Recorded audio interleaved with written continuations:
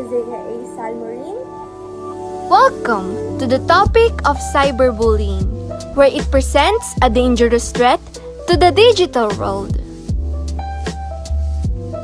To give you an overview, the contents of this presentation may include the following: introduction of cyberbullying, how to identify the cyberbullying, the effects of cyberbullying, examples of cyberbullying, respond to cyberbullying, and lastly, the final slides with the team members' identification, references, and our contact information. Before we start with the discussion, I would like to give out a saying that blowing out someone else's candle doesn't make yours shine any brighter. And this is a humble quote from Geckofly, and that is why we all must remember from our hearts. What is cyberbullying? This is one of the most frequent questions we are asked because a lot of us know what it is when it happens, but have trouble wrapping concise descriptive words around it. Formally, according to the Merriam-Webster Dictionary, cyberbullying was first used in 1998. They define it as the electronic posting of mean-spirited messages about a person or such as a student, often done anonymously. However, as the time has gone on and the internet itself has evolved, so has the definition of cyberbullying. It is important to remember that one instance of mistreatment cannot accurately be equated to bullying, as it must involve harmful behavior of a repetitive nature or action. Even though many people call one instance of harassment on the playground in the term of bullying, that really isn't an accurate characterization. Let's start off with the first one, which is anonymity. While victims usually know who their bully is, online bullies may be able to hide their identities online. This means that no personally identifying information can be collected in an anonymous study. Usually, the anonymity of the internet can lead to crueler or harsher abuses from the bully, all while the victim has no means of discovering who his or her harasser is. Number 2, relentless. On here, bullying typically ends once the victim is removed from the negative social situation. However, smartphones, laptops, and other devices have made it possible for people to communicate with each other at all hours and from nearly any location. Cyberbullies may be able to torment their victim 24 hours per day or even 7 days per week, making it difficult for the victim to escape it by going home or even changing schools. Number 3, public. With traditional bullying, often only people that interact with those involved will know of the abuse. However, when content is posted or shared online, it's possible that anyone may see it. This opens up the victim to more potential ridicule or pain from strangers. This is compounded by the anonymity afforded by virtual spaces. While bullying in person may be done covertly or out of view to avoid punishment, cyberbullies need not fear being witnessed in the act if their identities are not known. Number 4, permanent.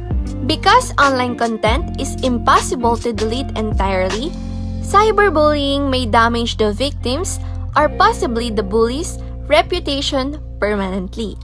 Even if the content is removed or deleted from the original site, someone may find it posted elsewhere later. Easy to overlook. Cyberbullying may be harder for teachers, administrators, and parents to discover because they may not have access to students' online activities. They may not be able to overhear or see the abuse taking place.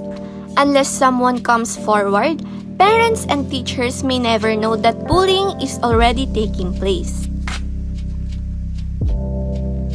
Compared to traditional bullying, the effects of cyberbullying are often more significant. Not only do the hurtful messages reach an unlimited audience, but the words and images are often preserved online. Cyberbullying is not a typical harassment through online because this has different types. And the first one is the exclusion. Exclusion is the act of leaving someone out deliberately. Exclusion exists with in-person bullying situations but is also used online to target and bully a victim. For example, your child might be excluded or uninvited to groups or parties while they see other friends being included or left out of message threads or conversations that involve mutual friends. The second type of cyberbullying is frapping. Frapping is a mix of social engineering and hacking. It involves gaining access to a victim's social media account and then posting things in order to embarrass the person or otherwise ruin their reputation. For younger bullies, this may involve something as benign as getting on someone's Snapchat account and telling all of the person's friends that they cheated on a test. For older bullies, it could be as bad as accessing someone's Twitter account and posting inappropriate content in an effort to get the victim fired. For example, a bully posting racial or homophobic slurs through someone else's profile to ruin their reputation. The next one is catfishing. What is catfishing? At its simplest, someone creates a fake profile to befriend another person, in this case, your child. Through communicating, they can acquire personal information about your child or family and use it against them. Sometimes it is used to tease or humiliate the young person. In other cases, it can prove more serious, such as identity theft. We also have the trolling. Trolling is probably one of the most common forms of online harassment. It happens on social media platforms constantly across the web. Trolling involves insulting someone or making any inflammatory claims about them, true or not, simply to get some kind of emotional response from the victim. These attacks are usually posted on the victim's social media page and meant to instigate anger so that the victim actually embarrasses themselves or behaves inappropriately. The next type of cyberbullying that we have is flaming. This type of online bullying constitutes of posting about or directly sending insults and profanity to their target. Flaming is similar to trolling but will usually be a more direct attack on a victim to incite them into online fights. Another type is the swatting. Swatting is when someone calls emergency responders with claims of dangerous events taking place at an address. People swat others with the intention of causing panic and fear when armed response units arrive at their home or place of work. Swatting is more prevalent within the online gaming community. Types of cyberbullying.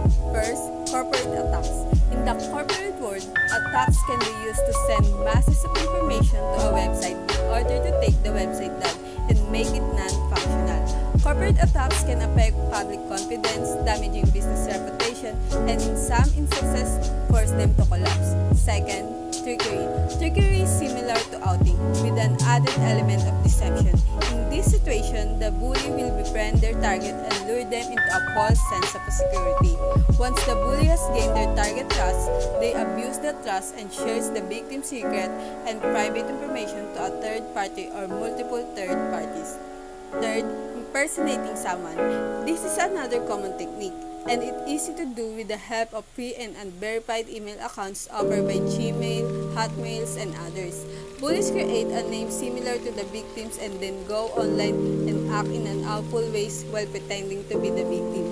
Other attacks that fall into this category are stealing the victim's password, pretending to be the victim while chatting with others, changing the victim's profile in social accounts so that it is offensive, and setting up social account in the victim's name. Fourth, masquerading. Masquerading happens when a bully creates a made-up profile or identity online with the sole purpose of cyberbullying someone. This could involve creating a fake email account, fake social media profile, and selecting a new identity and photos to fool the victim. In these cases, the bullies tend to be someone the victim knows with well. Fifth, harassment. Harassment is a broad category under which many types of cyberbullying fall into, but in generally refers refers to a sustained and constant pattern of hurtful or threatening online messages sent with the intention of doing harm to someone. Posting rumors about someone in social media network or blog is also a common attack. Sometimes the bully gets creative, like using the warrant feature on the victim's social networks to get that person investigated or banned. Posting the victim's personal information on the internet, putting the victim in danger of identity theft or the action of other predators, and using malware or other application in order to spy on the victim or take control of the victim's computer. Signs of cyberbullying. First, uneasy, nervousness, or scared about going to school or outside. This is a major warning sign that a child is uncomfortable in their school environment or being around their classmates. Some other signs to look out for are if a child continuously asks if they can skip school by staying home or if they make calls asking to come home early during the school days. Second, they become more secretive about their technology use. That might look like leaving the room to use their phone, exiting out of tabs when you walk by, or avoiding conversation about what they are doing on the computer. According to a Marvel University blog, if they unexpectedly shut off devices when others approach, refuse to discuss what they do online, or gets upset or agitated when you try to discuss with them, they may be attempting to hide the fact that they are being bullied. Third, trouble sleeping at night or sleepy during the day. Restlessness is a huge factor when it comes to cyberbullying. Children are unable to sleep because they are tormented by what the cyberbullies are saying about them. This fatigue can then affect the child throughout the rest of the day, making their school days even harder as they attempt to deal with schoolworks and classmates.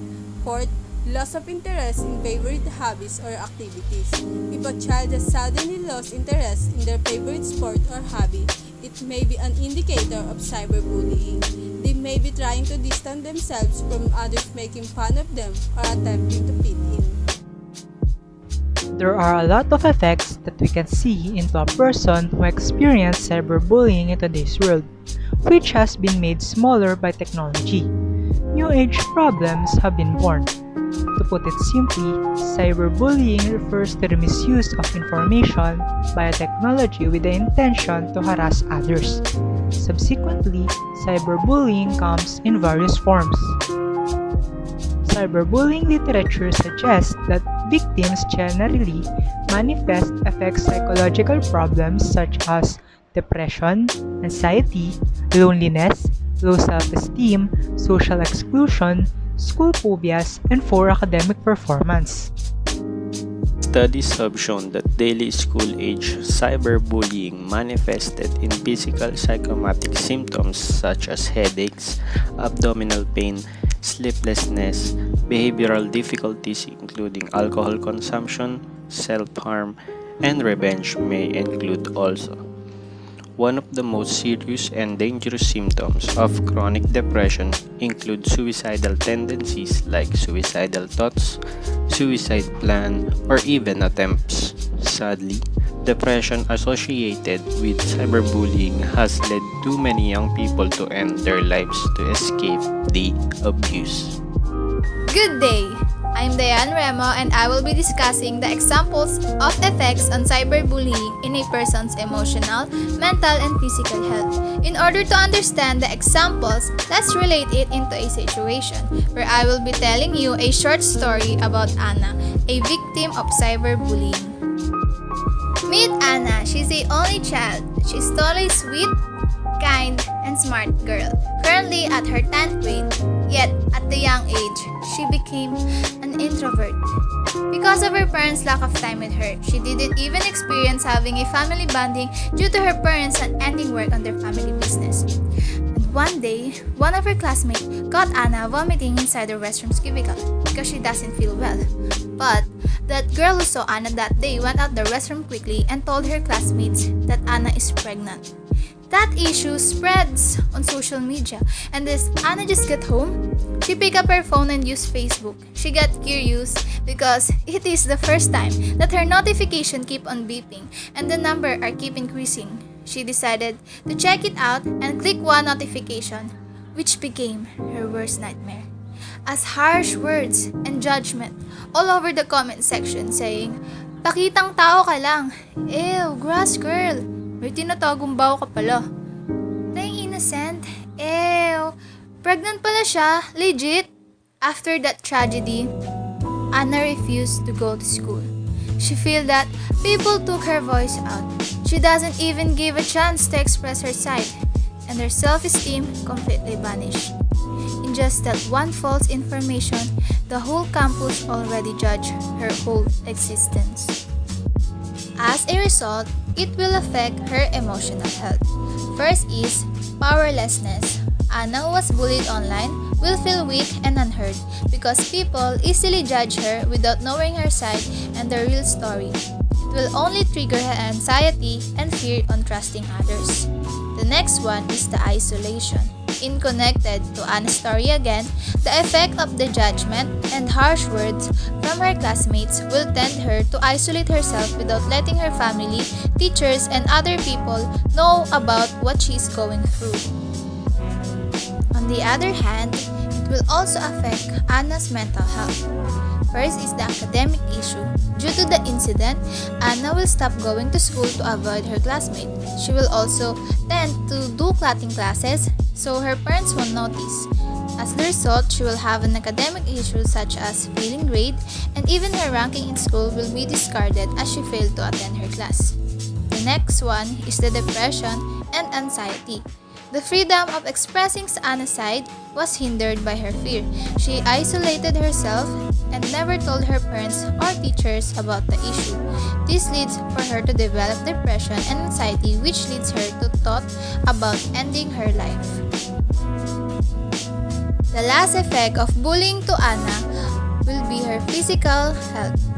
She will experience the self-harm.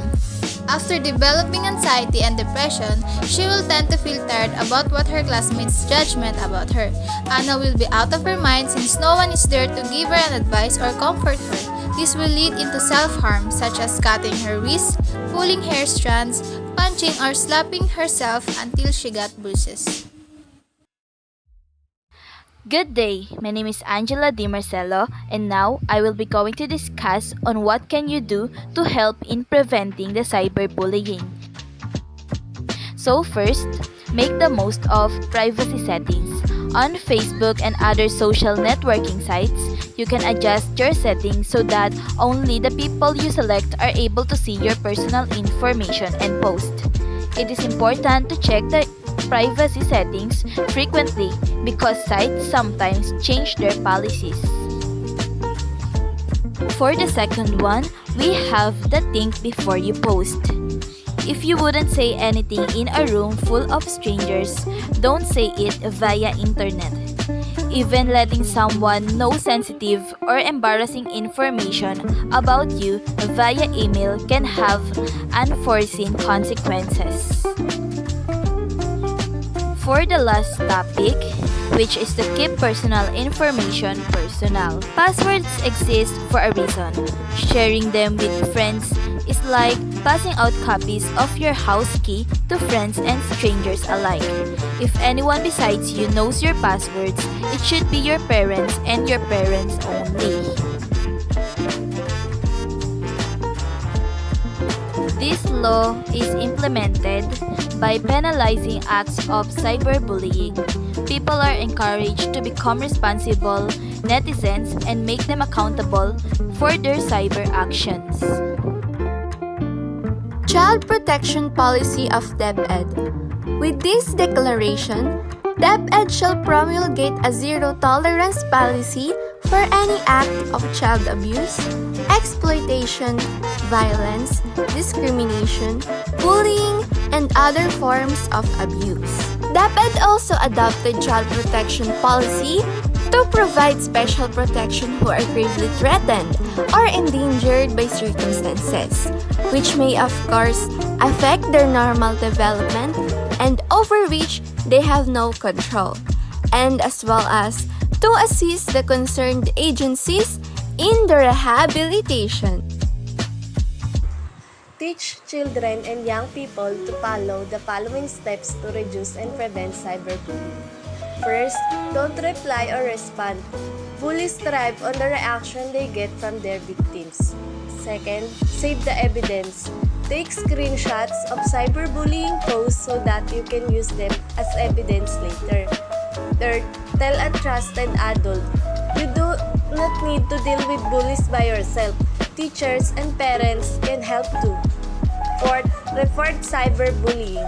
This could be to your school or in more serious cases to the police. So what do you do when a child reports cyberbullying? First, listen carefully, discuss a plan of action, involve relevant school personnel, and implement a plan and follow up.